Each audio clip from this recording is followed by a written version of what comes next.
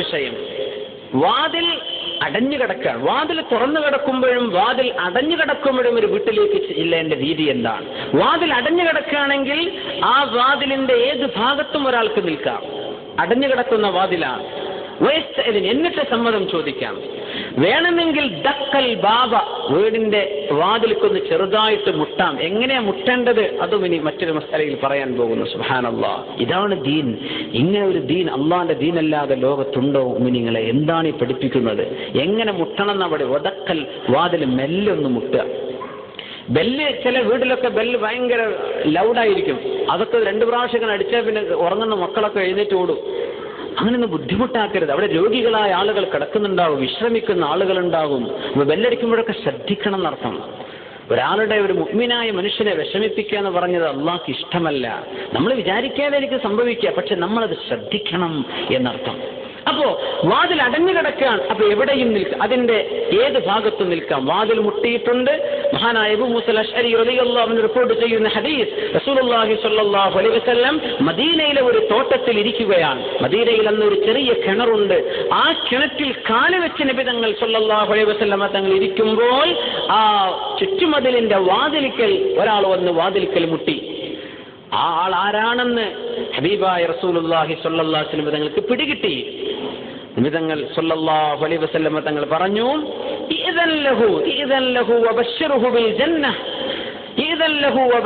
Bill ജന്ന, ആ വന്ന ആൾക്ക് നിങ്ങൾ സമ്മതം കൊടുത്തോളൂ, സ്വർഗം അല്ലാഹു നിങ്ങൾക്ക് തരുമെന്ന് നിങ്ങൾ പറഞ്ഞു കൊടുത്തോളൂ ആ വന്ന ആൾക്ക് എന്ന് പറഞ്ഞു.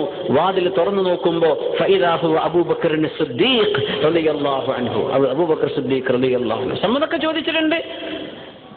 വാതിക്ക് മുട്ടിയപ്പോഴേ തങ്ങൾ പറഞ്ഞു, ആ വരുന്ന ആൾക്ക് സ്വർഗ്ഗമുണ്ട് എന്ന് പറഞ്ഞു കൊടുത്തോളൂ. സുബ്ഹാനല്ലാഹ്, അങ്ങനെ വലിയ ഭാഗ്യം കിട്ടിയ മഹാനാണ് സിദ്ദീഖുൽ അക്ബർ റളിയല്ലാഹു അൻഹു. വബശ്ശിറുഹു ബിൽ ജന്ന. 9ാമത്തെ വിഷയം, വാതിൽക്കൽ മുട്ടി. ഈ മുട്ടൽ എങ്ങനെയാണ്? കേൾപ്പിക്കത്തക്ക വിധത്തിൽ മെല്ലെയാണ് വാതിൽക്കൽ മുട്ടൽ. ഇതിപ്പോ ഒരു ഓഫീസിലെ ഒരു മാനേജറുടെ റൂമിലേക്ക് ചെല്ലുകയാണെങ്കിൽ നിയമം ഇതാണ്. നമ്മളിപ്പോൾ 25 കൊല്ലമായിട്ട് വർക്ക് ചെയ്യുന്ന ഒരു ഓഫീസ് ബോയാണ്. നമ്മൾ ബോയിന്റെ ലെവലിൽ നിന്ന് വിട്ടാലും നമ്മൾ ബോയി തന്നെ പറയാ. ഒരു ഓഫീസ് മാനായെന്ന് വിചാരിക്കുക, അവിടെ തള്ളി തുറന്ന് ചെല്ലണ്ട.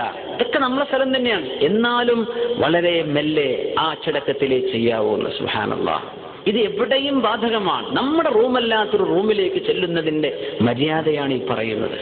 സുബ്ഹാനല്ലാഹ്, മെല്ലെയാണ് മുട്ടേണ്ടത്. എങ്ങനെ അത് വന്നു? അനസ് ഇബ്നു മാലിക് റളിയല്ലാഹു അൻഹു റിപ്പോർട്ട് ചെയ്യുന്ന ഹദീസ്, കാനത്ത് അബ്വാബുൻ നബി സ്വല്ലല്ലാഹു അലൈഹി വസല്ലം തുഖറഉ ബിൽ അളാഫീർ.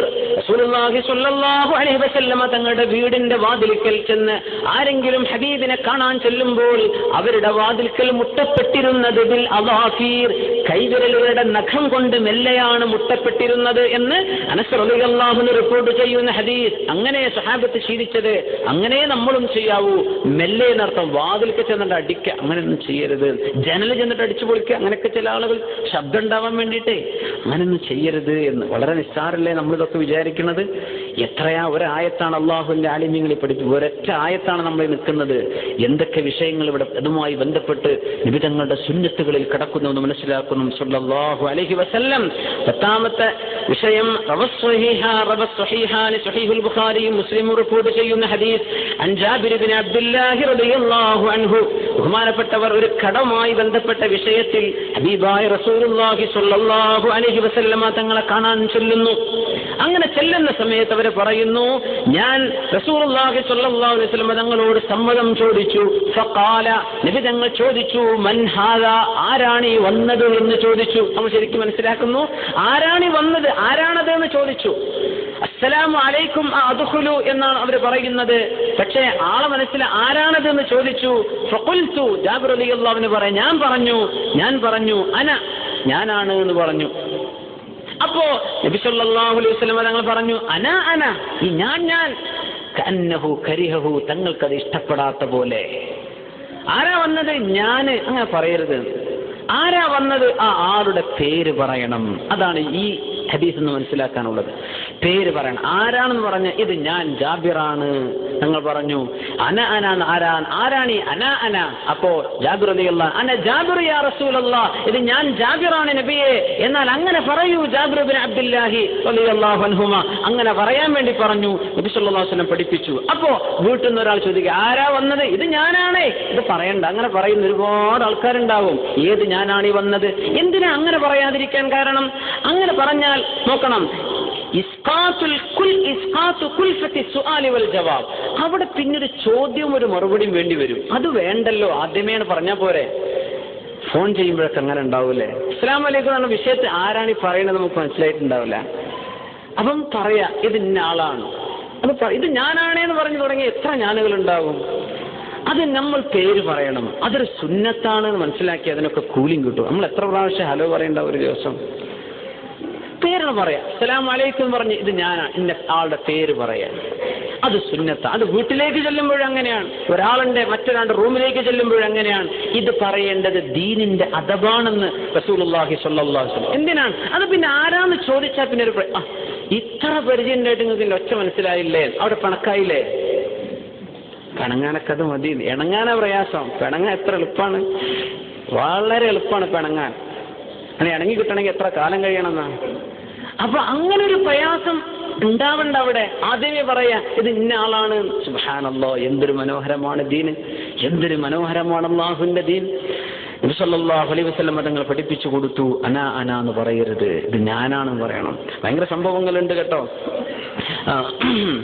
ബഹുമാനപ്പെട്ട മുഹമ്മദ് ബിൻ സലാം റഹിമഹുല്ലാഹ് ബഹുമാനപ്പെട്ടവരെ പറയാണ്, ഞാൻ അംർ ഇബ്നു ഉബൈദ റളിയല്ലാഹുവിന്റെ വീട്ടിലേക്ക് ചെന്നിട്ട് വാതിൽക്ക് മുട്ടിയപ്പോൾ എന്നോട് ചോദിച്ചു ആരാണ്? ഞാൻ പറഞ്ഞത് ഞാനാണ്. അവര് പറഞ്ഞു ലാ യഅലമുൽ ഗൈബ ഇല്ലല്ലാഹ്, ഈ മറഞ്ഞു കിടക്കുന്ന കാര്യം അല്ലാഹുവിനെ തന്നെ അറിയുള്ളൂ ആരാപ്പി വന്നത്. അപ്പൊ അങ്ങനെയൊക്കെ അവർ പറഞ്ഞിട്ടുണ്ട്. അങ്ങനെയൊക്കെ അവർ പറയുന്നു. കാരണം അത് ദീൻ ഇഷ്ടപ്പെടാത്ത ഒരു വാക്കാണ്. ഒന്നും ഉണ്ടായിട്ടല്ല. അവിടെ ഒരു ചോദ്യം മറുപടിയും വേണ്ട. അതിന് ആദ്യമേ നമ്മൾ ആ വിഷയം ഈസിയാക്കി കൊടുക്കുക. 11ാമത്തെ വിഷയം,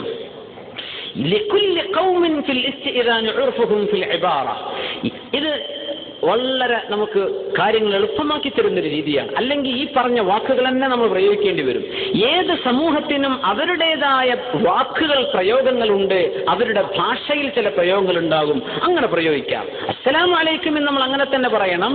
പിന്നെ ഞാൻ കടക്കട്ടെ, പ്രവേശിക്കട്ടെ, അത് ഇംഗ്ലീഷിലാകുമ്പോൾ ഇംഗ്ലീഷുകാരന്റെ ഭാഷയിൽ പറയാം, ഫ്രഞ്ചിലാകുമ്പോൾ അങ്ങനെ പറയാം, തമിഴിൽ അങ്ങനെ പറയാം. ഞാൻ പ്രവേശിക്കട്ടെ, കടക്കട്ടെ എന്ന ആശയത്തിൽ ഏത് പ്രയോഗമാണോ ആ നാട്ടിലുള്ളത് അങ്ങനെ പ്രയോഗിക്കാവുന്നതാണ് എന്ന്.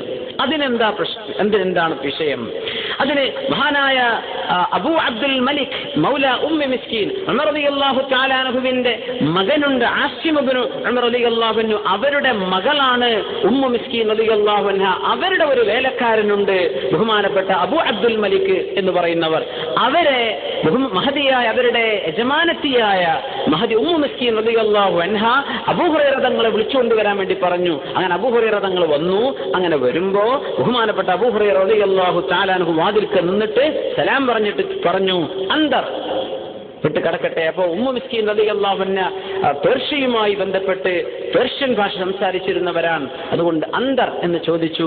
അപ്പൊ അവർ പറഞ്ഞു അന്തറൂൻ, ഉള്ളിലേക്ക് കടന്നോളൂ എന്ന് ഫാരിസി ഭാഷയിൽ പറഞ്ഞു.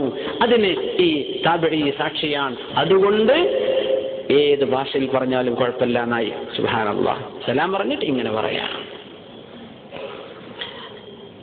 13ാമത്തെ വിഷയം, മഹാനായ ഖൽദത്ത് ബിൻ ഹംബൽ റളിയല്ലാഹു അൻഹു പറയാൻ, എന്റെ ഉടമസ്ഥനായ സഫ്വാൻ ഇബ്നു ഉമയ്യ റളിയല്ലാഹു അൻഹു അവർ മുസ്ലിമായതിന്റെ ശേഷം റസൂലുള്ളാഹി സ്വല്ലല്ലാഹു അലൈഹി വസല്ലം തങ്ങൾക്ക് പാലും കുറച്ച് ഹദീസും കുറച്ച് ഭക്ഷണമൊക്കെ ഉണ്ടാക്കി എന്നെ പറഞ്ഞയച്ചു. ഇത് നിങ്ങൾ റസൂലുള്ളാഹി സ്വല്ലല്ലാഹു അലൈഹി വസല്ലം നിങ്ങൾ കൊണ്ടുപോയി കൊടുക്കിനെന്ന് പറഞ്ഞു.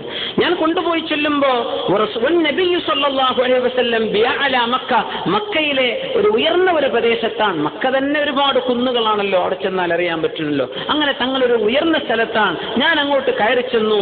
എന്നിട്ട് വലം മുസല്ലിം, ഞാൻ സലാം പറയാതെ അങ്ങോട്ട് കയറി ചെന്നു. അവർ വീടൊന്നുമല്ല, പക്ഷേ തങ്ങളുടെ സഹാബത്തുമായി ഇരിക്കുന്ന സമയമാണ്. ഫഖാല ഇർജി ഫഖുൽ അസ്സലാമു അലൈക്കും പറഞ്ഞു. നിങ്ങൾ പോയിട്ട് അസ്സലാമു അലൈക്കും എന്ന് പറഞ്ഞിട്ട് വരി എന്ന് പറഞ്ഞു. അങ്ങനെ ഞാൻ തിരിച്ചു ചെന്ന് എന്നിട്ട് ഞാൻ അസ്സലാമു അലൈക്കും എന്ന് പറഞ്ഞ് കടന്നു ചെന്നു എന്ന്. സലാം പറയാതെ ചെന്നതാണ്, അതും പറ്റൂല, സലാം പറഞ്ഞിട്ടേ ചെല്ലാവൂ എന്ന്. സുബ്ഹാനല്ലാഹ്. ജാബിർ റളിയല്ലാഹു തആല അൻഹു പറയുമായിരുന്നു, അന്നൻ നബിയ സല്ലല്ലാഹു അലൈഹി വസല്ലം ഖാൽ, ഹബീബായ നബി സല്ലല്ലാഹു അലൈഹി വസല്ലം പറഞ്ഞിട്ടുണ്ട്, മല്ലൻ യബ്ദഅ ബിസ്സലാമി ഫലാ തഅ്സനൂ ലഹു. സലാം പറയാതെ വന്നാൽ പിന്നെ സമ്മതം കൊടുക്കണ്ടാണ്. സലാം പറയാതെ വന്നാൽ പിന്നെ സമ്മതം കൊടുക്കണ്ടാണ്. സലാം പറയാതെയാണ് വീട്ടിലേക്ക് കയറി വന്നത്, ഞങ്ങളൊന്ന് ഇറങ്ങിയിട്ട് സലാം പറഞ്ഞിട്ട് വരി എന്ന് പറയാം. അതിനൊന്നൊരു വിഷമം. അങ്ങനെ പറഞ്ഞാൽ ആരും തെറ്റിപ്പോരും വേണ്ട. ഇത് സുന്നത്താണെന്ന് മനസ്സിലാക്കിയാൽ മതി. മഹാനായ അതാ റളിയല്ലാഹു അൻഹു പറയാണ്, സമിഅതു അബൂ ഹുറൈറ റളിയല്ലാഹു അൻഹു യഖൂൽ, അബൂ ഹുറൈറ തങ്ങൾ പറയുമായിരുന്നു, ഇദാ ഖാല അർറജുൽ അദ്ഖുൽ, ഒരു മനുഷ്യൻ സലാം വലം യുസല്ലിം, സലാം പറയാതെ ഞാൻ കടക്കട്ടെ വരട്ടെ എന്ന് ചോദിച്ചാൽ, ഫഖുൽ, നീ പറയണം, ലാ ഹത്താ തഅതിയ ബിൽ മിഫ്താഹ്, ആയിട്ടില്ല, ആ ചാവിയേറ്റ് വരി എന്ന് പറയണം, അതിന്റെ കീ കിട്ടിയിട്ടില്ലല്ലോ എന്ന് പറയണം. അപ്പൊ അതാ റളിയല്ലാഹു അൻഹു പറഞ്ഞു, ഏതാണ് കീ? അസ്സലാമു അലൈക്കും എന്നാണോ? അതന്നെ, അസ്സലാമു അലൈക്കും. അപ്പൊ സലാം പറഞ്ഞിട്ടുണ്ട്, വാ എന്ന് അയാളോട് പറയണമെന്ന് അബൂ ഹുറൈറ റളിയല്ലാഹു അൻഹു പഠിപ്പിക്കുന്ന സംഭവം. أن حذيفة جاءه رجل فنظر إلى ما في البيت فقال السلام عليكم أدخل. പ്രശ്നം നമുക്കൊക്കെ സംഭവിക്കുന്ന ഒരു സംഭവം. ഒരു മനുഷ്യൻ ഹുദൈഫ റളിയല്ലാഹു അൻഹുവിന്റെ അടുത്തേക്ക് വന്നു, വീട്ടിലേക്ക് വന്നിട്ട് നളറ ഇലാ മാ ഫിൽ ബൈത്ത്, വീട്ടിന്റെ ഉള്ളിലൊക്കെ നോക്കുന്നുണ്ട്, നോക്കിയിട്ടാ പറഞ്ഞത് അസ്സലാമു അലൈക്കും അദ്ഖുലു, ഞാൻ കടക്കട്ടെ. അപ്പൊ ഹുദൈഫ റളിയല്ലാഹു അൻഹു പറഞ്ഞു, അമ്മാ ബിഐനിക ഫഖദ് ദഖൽ, എന്റെ കണ്ണുകൊണ്ട് നീ ഏതായാലും വീട്ടിലേക്ക് കടന്നു, എന്നാ പിന്നെ ഇനി അമ്മാ ബിഇസ്തിക ഫലം തദ്ഖുൽ, നിന്റെ പൃഷ്ഠവുമായി നീ കടന്നിട്ടില്ല, അതല്ലേ ബാക്കിയുള്ളൂ എന്ന് പറഞ്ഞാൽ അത് ശരിയായില്ല. വീട്ടിൽ വേറെ ആളുടെ വീട്ടിൽ ചെല്ലുമ്പോൾ ഉള്ളിക്ക് നോക്കാൻ പാടില്ല എന്നർത്ഥം. അങ്ങനെയാണ് വീട്ടിൽ ചെല്ലേണ്ടത്.